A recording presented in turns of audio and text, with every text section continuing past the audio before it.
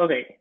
Well, my name is Oscar Diaz. I'm here to present our dear project FabConnectHer together with Alexandra Baltazar. And and also, well, we're missing Nuria today. She has some personal things going on today, so we're just gonna present. And the idea of this breakout room is to share also not just the project, but the experience that we lived through these last more than 12 months, and also to share the practical lessons and activities that we have developed through all this time.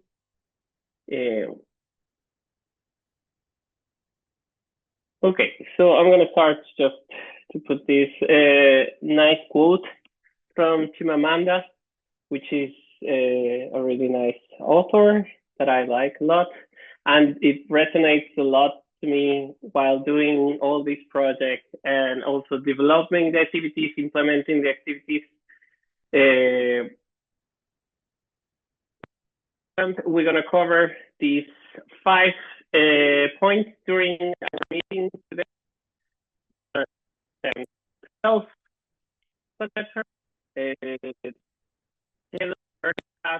We create the whole process. Your sound is not very, sorry. Your sound is not very good, Oscar. I don't know why. Right. But if you want, keep on passing. Yeah, much better, I think. Okay, sorry. The learning pathways that we create out of the beta tech mentality, which was the main model that we follow, or we got inspired to create these learning pathways, the OERs, and Alexandra will wrap up with the testing feedbacks and all the real world experiences and situation of implementing these lessons. So first of all, I'm gonna introduce myself. I'm Oscar Diaz. I have a background in architecture, but I've been working in Fab Labs for the last 8 years. I'm based now in Dundalk, Ireland, and I'm part of Creative Spark team, which is a social enterprise. And we have different workspaces, like a print studio, the Fab Lab, actually a remote workers facility. And also these are a few of the examples of the STEAM projects that we have run, like Taiskeli, which is 3D printing from primary school, again, using the education curricula to create STEAM lessons, the learning labs, and lately the architects in school, which is bringing all this knowledge to TY transition year students. And then I hand up to Alex.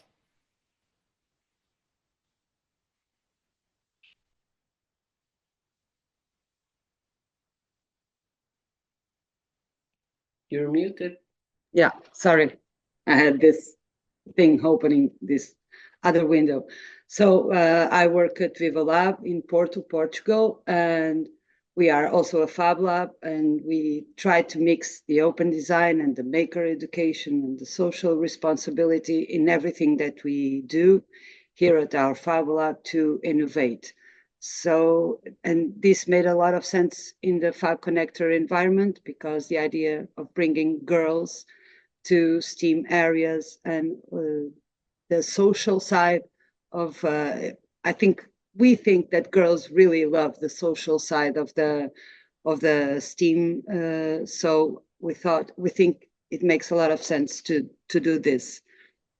And I will, can you pass, Oscar? The next one? Yeah. I will be presenting Nuria, more or less, because Nuria is from Fab Lab Leon, and Fab Lab Leon is in the north of Spain, and she has this project called Poderosas, and I think it's been around 6 years now, and she works with girls at the Fab Lab. I also worked with Nuria at the She Makes project, and it's also aimed to bring girls to technology through textiles. So we are we work a lot with girls and bringing girls to this environment of makerspaces and Fab Labs. So, and I should say that Fab Lab Lyon has more or less 150, 160 students in extracurricular activities throughout the year as well. So the FabConnectHer is an Erasmus Plus project, and the idea was to use the Fab Labs as a great environment to bring the STEAM areas to schools and to help teachers to engage girls more in the STEAM areas, and using the potential of the Fab Labs to do so. This yeah, was yeah. Okay, it was okay, quite good. interesting because the project brings like together partners from 5 different countries in different like cultural contexts on how this gap is bigger or smaller, but also to create these like activities and those insights for the educators, teachers. So some of the partners were working actively not just with teachers at the classrooms, but also like on informal education at the Fab Labs, and also VET educators in for example, in Netherlands. So it was quite different, the application or the implementation of the project, depending on the country context.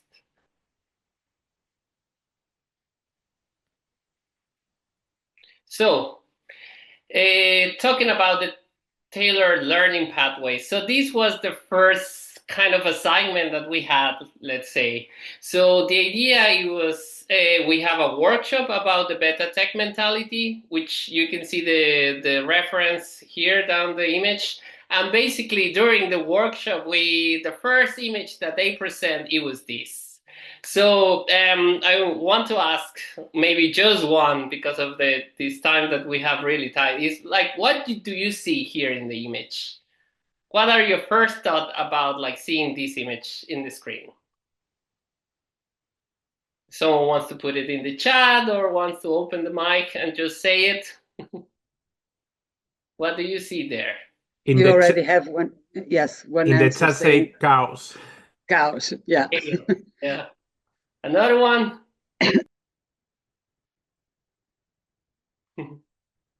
Fun, chaos, messy classroom.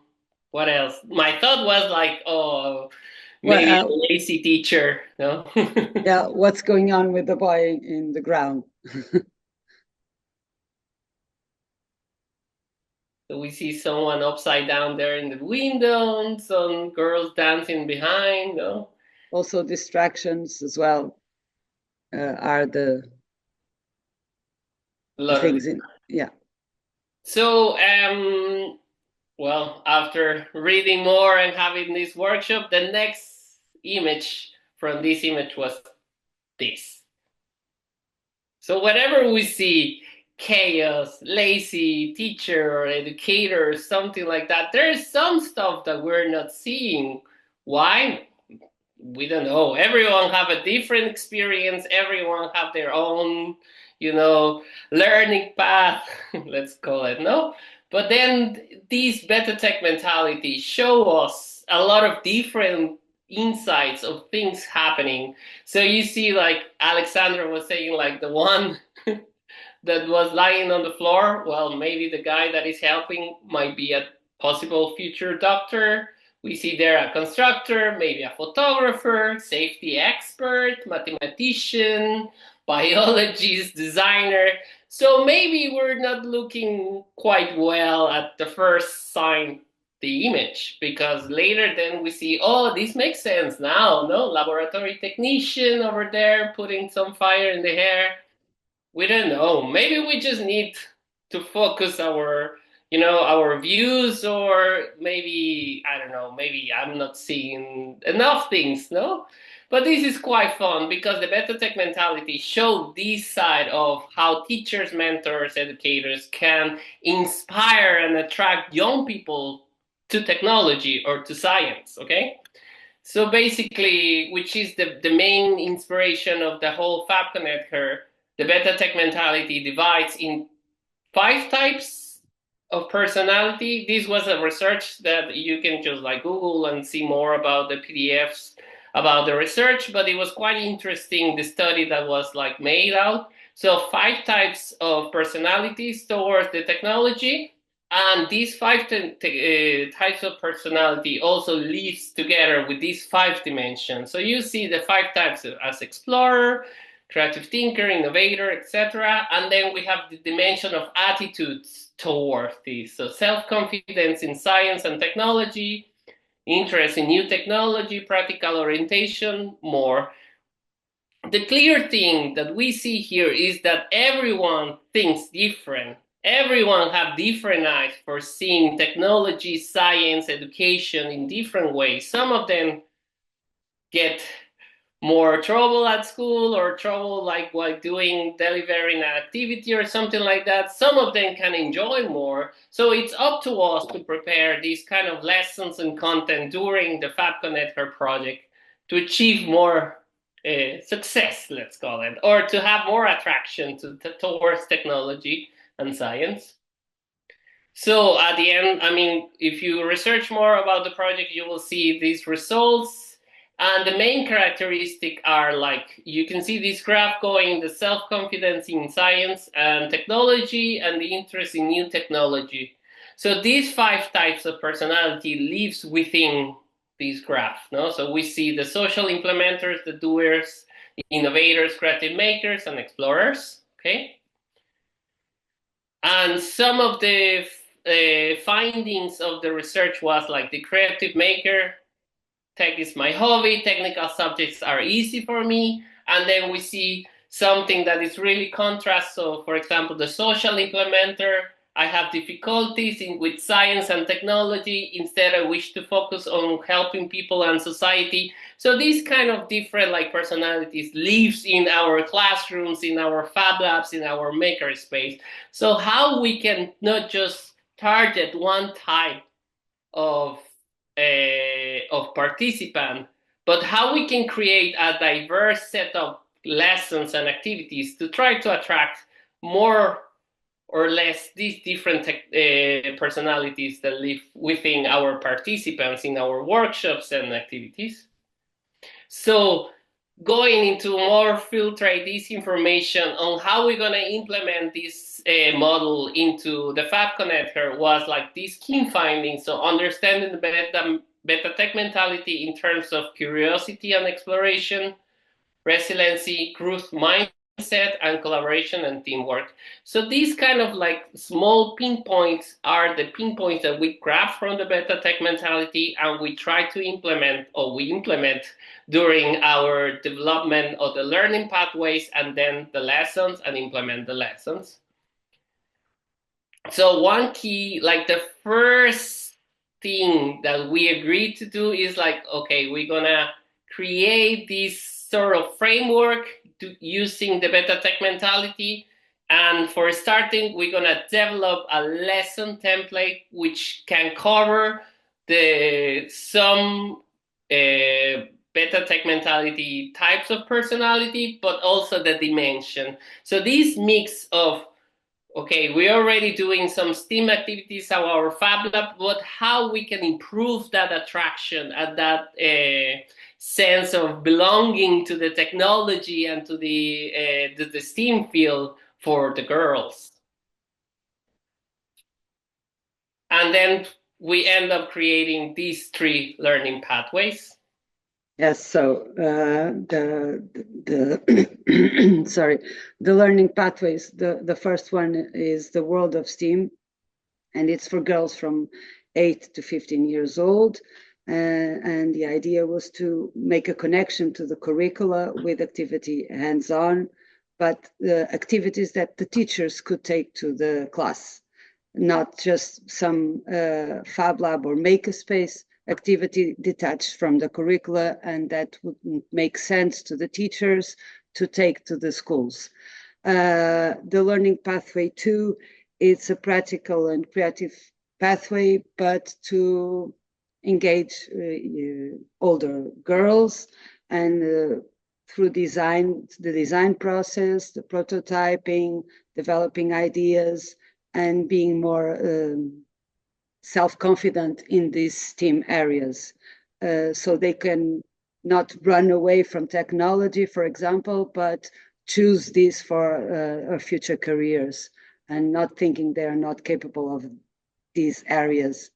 And lastly, the learning pathway through 3 is for women, and it's more an entrepreneurial and innovative pathway to help and support women in these areas.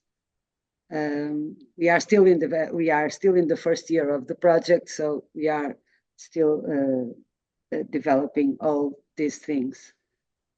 Oscar, can you pass, please? So regarding me, Oscar and Nuria, we have the World of STEAM, the learning path #1, and we already developed these activities, the quiz board, the fun geometry, taking care of myself, laser cutted theater, and conductive dove.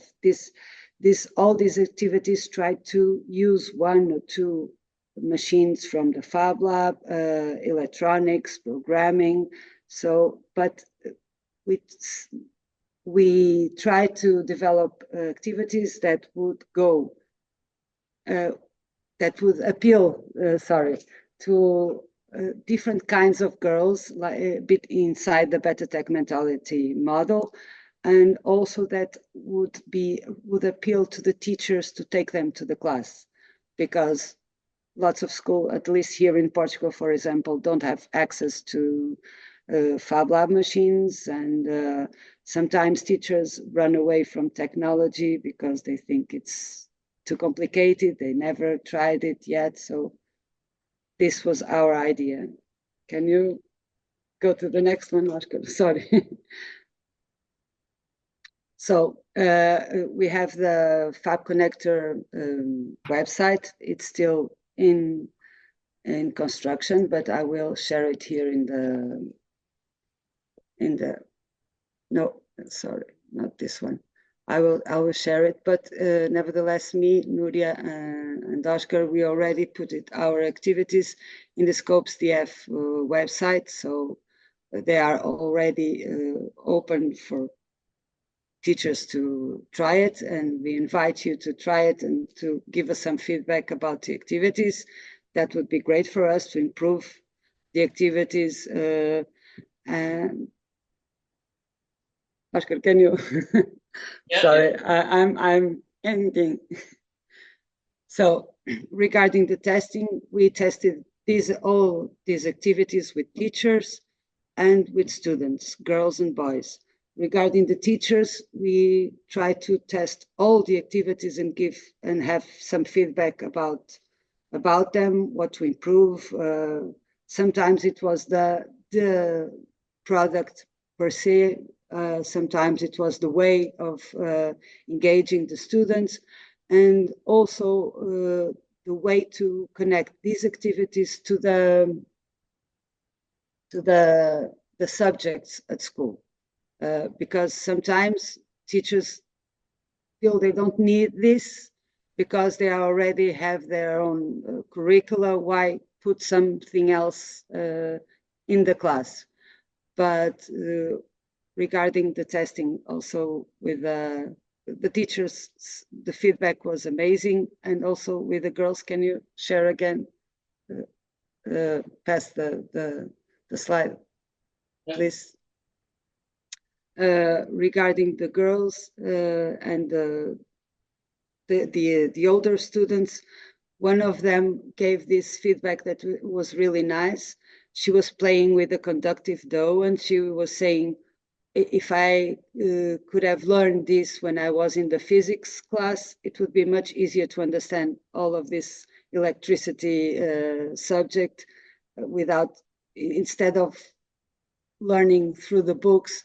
This is really amazing. So she already knew that, but now using the electronics in a practical way, it had a lot of impact. There was a group of girls, older girls as well, that used one of the activities to give a class to younger students. So for us, it has been really amazing to see how this is starting to walk on its own. Here you can see the feedback, the PDF we created to have feedback from the younger students, because sometimes it's difficult for them to give feedback. Usually they try to say, yeah, I like it, I don't like it, and nothing else. So sorry, it was really nice to have this feedback. And overall, we are really happy with the outcome of the project and where it's going.